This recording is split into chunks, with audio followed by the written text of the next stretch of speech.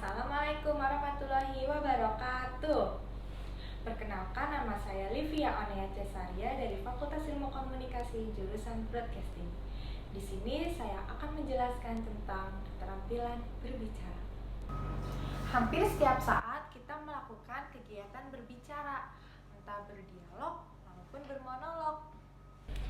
Sebelum melakukan kegiatan berbicara, ada beberapa hal penting yang perlu diperhatikan oleh si pembicara agar si pendengar pun merasa nyaman akan kehadiran si pembicara.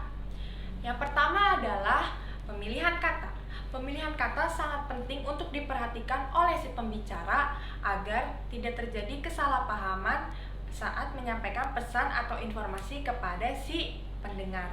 Lalu yang kedua adalah kita sebagai si pembicara harus tahu apa tujuan kita menyampaikan pesan tersebut agar si pendengar tidak merasa bingung. Lalu yang ketiga, kita harus mengetahui siapa si pendengarnya. Lalu yang keempat, kita harus bisa menyesuaikan bagaimana sikap kita saat menjadi si pembicara. Pembawaan yang tenang dan tidak kaku sangat amat dibutuhkan saat kita sedang berbicara di depan si pendengar. Keterampilan berbicara yang baik sangat dibutuhkan oleh kita saat sedang berkomunikasi dengan orang lain, agar pesan atau informasi dapat tersampaikan dengan benar. Keterampilan sendiri berarti melakukan pola-pola tingkah laku yang kompleks dan tersusun rapi untuk mencapai hasil tertentu. Sedangkan berbicara adalah kemampuan mengucapkan bunyi-bunyi artikulasi atas kata-kata yang kita sampaikan dan juga sebagai alat untuk mengkomunikasikan gagasan yang telah disusun dan dikembangkan sesuai kebutuhan si pendengar atau si penyimak. Jadi, keterampilan berbicara adalah mengucapkan bunyi-bunyi artikulasi untuk mengungkapkan, menyampaikan, dan mengekspresikan pendapat, pikiran, atau perasaan kita kepada seseorang atau kelompok secara lisan, baik secara langsung dengan bertatapan muka atau dengan jarak jauh. Tujuan berbicara tidak lain dan tidak bukan adalah untuk berkomunikasi antar sesama. Tetapi tujuan berbicara dibagi lagi menjadi beberapa macam. Yang pertama adalah tujuan informatif.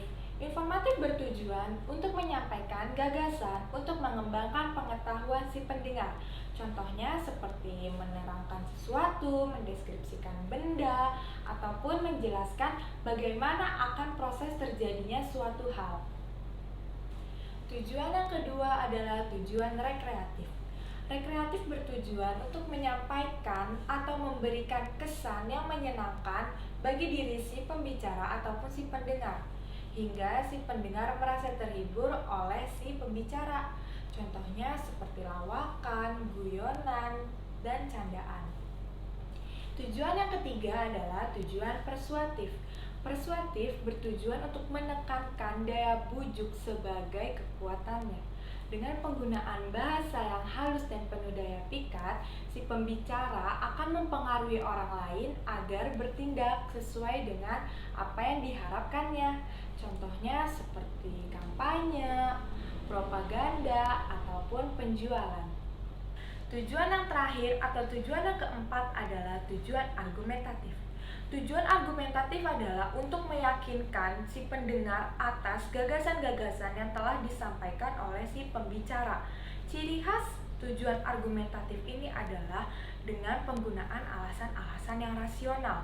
Contohnya seperti saat kegiatan diskusi ilmiah, kegiatan diskusi keilmuan, ataupun saat debat politik. Agar si pendengar merasa nyaman dengan apa yang dibawakan oleh si pembicara, maka keterampilan berbicara yang baik dan benar sangat amat dibutuhkan.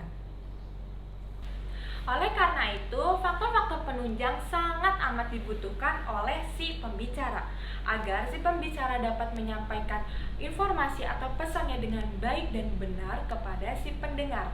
Faktor-faktor penunjangnya diantara lain adalah yang pertama, ketetapan pengucapan, lalu yang kedua adalah penempatan tekanan, nada, dan durasi yang sesuai, lalu yang ketiga adalah pemilihan kata, dan yang keempat adalah ketepatan sasaran si pembicara. Sikap si pembicara saat sedang menyampaikan pesan atau informasinya kepada si pendengar juga perlu diperhatikan. Dengan pembawaannya yang tenang dan tidak kaku, serta gerak-gerik dan mimik wajah yang tepat juga perlu diperhatikan agar si pendengar pun nyaman dengan kehadiran kita. Keterampilan berbicara bukan hanya sebagai alat untuk berkomunikasi antar sesama, tetapi keterampilan berbicara juga memiliki banyak manfaat untuk di kehidupan kita.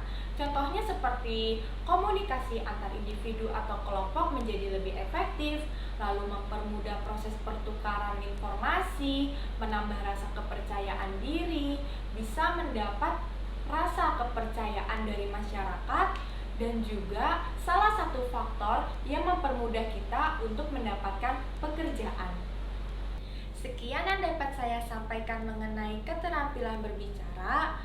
Bila ada salah-salah kata, mohon dimaafkan. Saya ucapkan terima kasih dan wassalamualaikum warahmatullahi wabarakatuh.